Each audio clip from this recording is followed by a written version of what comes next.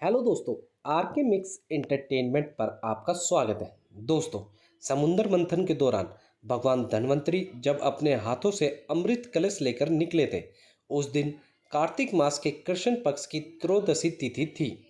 इसलिए इस दिन को धनतेरस का पर्व मनाया जाता है। भगवान धन्वंतरी की पूजा अर्चना करने से आरोग्य सुख की प्राप्ति होती है। दोस्तों, इसके बारे में हम और जान लेते हैं।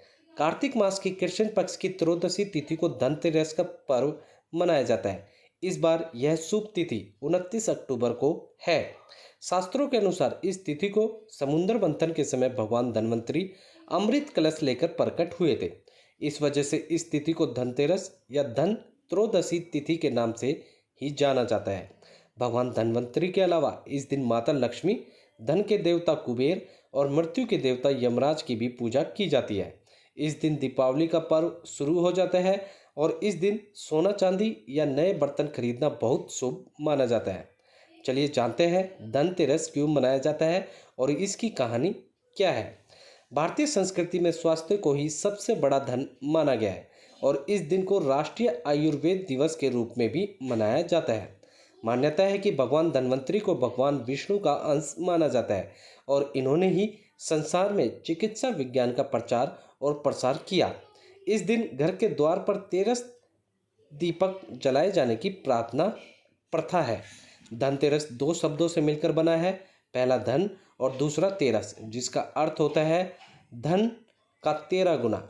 भगवान धन्वंतरी के प्रकट होने के कारण इस दिन को वैद्य समाज धन्वंतरी जयंती के रूप में मनाता है।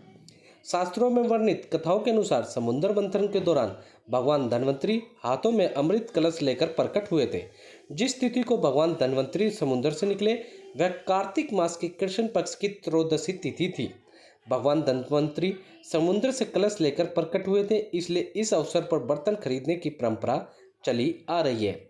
भगवान धन्वंतरी को विष्णु भगवान का अंश माना जाता है और इन्होंने ही पूरी दुनिया में चिकित्सा विज्ञान का प्रचार और प्रसार किया। भगवान धन्वंतरी के बाद माता लक्ष्मी 2 दिन बाद समुद्र से निकली थी, इसलिए उस दिन दीपावली का पर्व मनाया जाता है। इनकी पूजा अर्चना करने से आरोग्य सुख की प्राप्ति होती है। दोस्तों, अब मैं इससे रिलेटेड कथा बता देता हूँ। एक बार मृत्यु के देवता यमराज ने यमदूतों से प्रश्न किया कि क्या कभी मनुष्य के प्राण लेने में तुमको कभी किसी पर दया आती है। यमदूतों ने कहा कि नहीं महाराज, हम तो केवल आपके दिए हुए निर्देशों का पालन करते हैं। फिर यमराज ने कहा कि बेझिझक होकर बताओ कि क्या कभी मनुष्य के प्राण लेने में दया आई है। तब एक यमदूत ने कहा कि एक बार ऐसी घटना हुई है जिसको देखकर हृदय पसीज गया। एक दिन हंस नाम का राजा शिकार पर गया था और वह जंगल के रास्ते में भटक गया था और भटकते भटकते दूसरे राजा की सीमा पर चला गया। वहाँ एक हेमा नाम का शासक था। उसने पड़ोस के राजा का आदर सत्कार किया। उसी दिन राजा की पत्नी ने एक पुत्र को जन्म भी दिया।